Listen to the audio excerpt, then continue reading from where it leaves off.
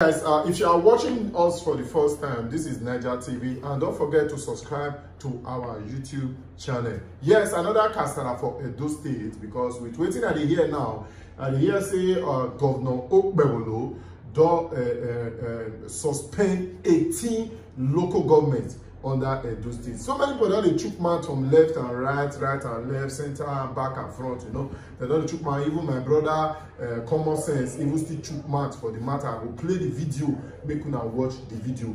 But before I will play the video, person when he suspend local government chairman, he know the reason why he suspended. He know the reason best known to him why he suspended those local government chairmen. Well, I know this side, I know this side, rather at this center. But make I play this very video where my brother for talk, common sense, where he for analyze the matter. So maybe we still check for the matter, maybe we see for comment section, maybe we check how the matter be for comment section. Watch the video. Well, has finally begun. I'm happy that the Edo State Governor, Senator Modu Okpebholo, has finally begun to show his true color. I've had to argue with a lot of persons to say, I know people like this, people that have weak character, people that lack capacity and competence, they are easily, there's a thin line between them and inferiority complex, and they cannot take a lot of controversy, they cannot take a lot of opposition, they cannot take people that antagonize their ideas and policies, and they are good, they are always very devilish, very devilish. Of course, the first wave of inferiority complex that shades the governor has been exposed today by using the State House of Assembly to suspend local government chairmen in Edo State. 18 of them suspended. I know that the political narrative for naives and children, infantile conversations, and those juvenile political analysis that it is a PDP-led House of Assembly that has suspended the PDP council chairman. Deceptive, of course. Like I said, they are naive and juvenile. A lot of the time, Blessing Agbebaku's led House of Assembly would have been fighting tooth and nail to retain his speakership because, of course, he doesn't have any form of immunity. He's scared. The governor can change. Anybody can become lawyer. It's happened before, right? A current PDP member in the House can go behind and liaise with the governor or the government so that he can be made speaker. It's quite lucrative. The Nigerian political environment is a very lucrative one. Anybody can betray just anybody. And just so because Blessing wants to retain his office, he has to do the bidding of a tyrant who creates a pseudo personality of being soft, easy, humble, because they enter Friday, they dance for church. You know, that's Sienna. When I said here publicly that I hate anything that the APC represents, and like that is who they are. It doesn't mean that other parties represent good, but the demonic affiliations of the APC is terrible in nature. A city president that is using the Supreme Court to offer financial autonomy to local government, whereas we run a federal system of government, supposedly, you are supposed to give administrative autonomy. Now, you create loophole and leakages in the system of operations so that you can use it to manipulate your way. And that's what has happened now. The sitting governor has taken the advantage. How are you giving people financial autonomy? I said this even in the analysis of the tax reforms. And I said, why are we discussing tax reforms? Why are we discussing a lot of these things? Whereas I expected that we should move straight into allowing this country to run as a federal system or Federal Republic of Nigeria, where federating units can have autonomous powers to decide their political, social well-being, and of course have resource control to be able to manage their entities themselves. But they said, no, the man knows what he's doing. These are the loopholes and leakages deliberately created. I sat here to criticize the elections that went on under Governor Obaseki.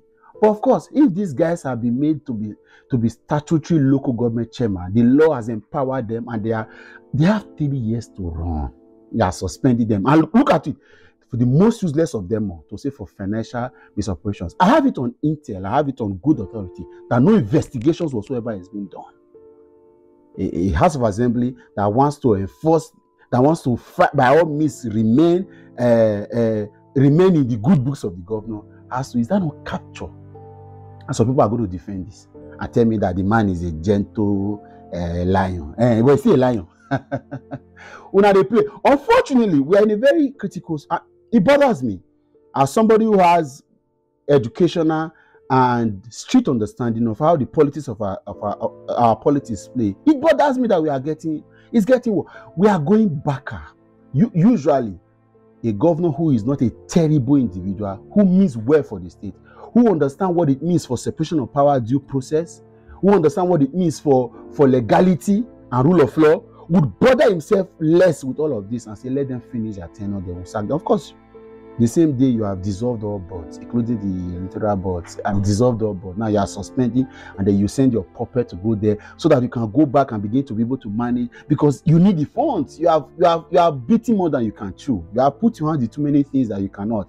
You have a triple budget as against what was used to run the state in the last 12 months, and now you need local government funds to run it, and then there is somebody sitting where to say the federal government means well for us. Why you give people financial autonomy? You are saying you are sharing 35% to local government, and then the state governors still have access to it, and then now you are suspending the people, whether you like it or not. Now Washa. It's good. I'm happy that some of my friends that have been speaking with me, I've had loads of friends call me to say, let's leave the man. The man means well. He's not a terrible person. No, he wants to do this. He has other plans and all that. You know, they see Anana. You are seeing the man that means well, the man that cannot hurt a fly.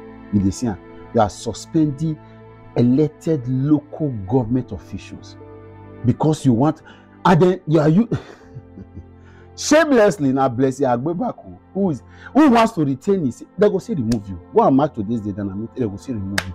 They are only going to use you. They have used you to achieve this aim because it will help to water down the narrative. To say, now, who was investigated? Can you provide us the details of the investigation? Let's know whether it was in Oredo, was in Esak, was in Akoko Edo, was in Onwa, was in Esan, that local government funds were misappropriated. Who was?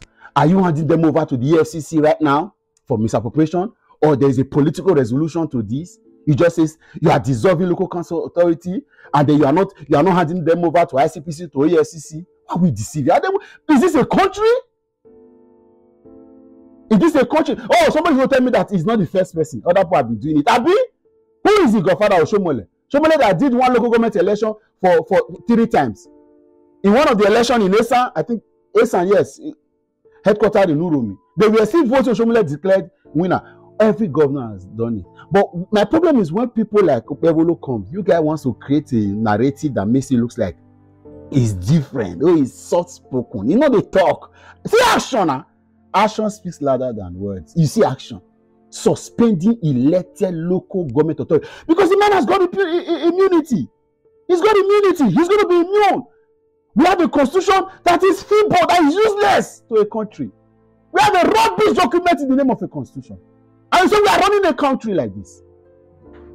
Anybody had a benefit. I don't care anybody. You know why they give me $1. I'm not on the payroll of anybody in this country. There's no chairman that I know personally that has given me $1,000. There is, I swear that there is that has given me $1,000. But I'm saying this: we cannot move ahead like this as a country. Why are we deceiving ourselves?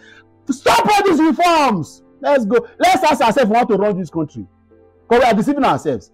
You are giving financial autonomy to people that deserve administrative autonomy. And right now, you are seeing now that the chairman are now handicapped. They are saying, what did we do? So who is going to EFCC? I'm waiting. The next 1 week, let's not see who's going to EFCC for misappropriating funds.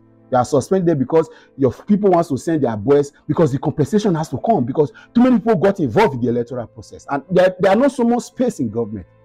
Now, local government, 18 slots are available. Shame on all of them where they believe in incompetent dons like this. Get it on my side. Watching the video, and thank you for subscribing to Naija TV. Now you guys have watched the video. You saw what common sense my brother, my friend said concerning this thing that is happening in Edo State, the suspension of the 18 local government in Edo State. But for me, as I said earlier, Governor Okpebholo know the reason why him suspend those local government chairmen. Best known to him, but we are still waiting forward to see the reasons why he suspended the local government chairman, because he never really come out and come talk. So guys, thank you for watching Naija TV. If you do not subscribe to our YouTube channel, please do well by subscribing to our Niger TV. Keep watching Niger TV. Thank you.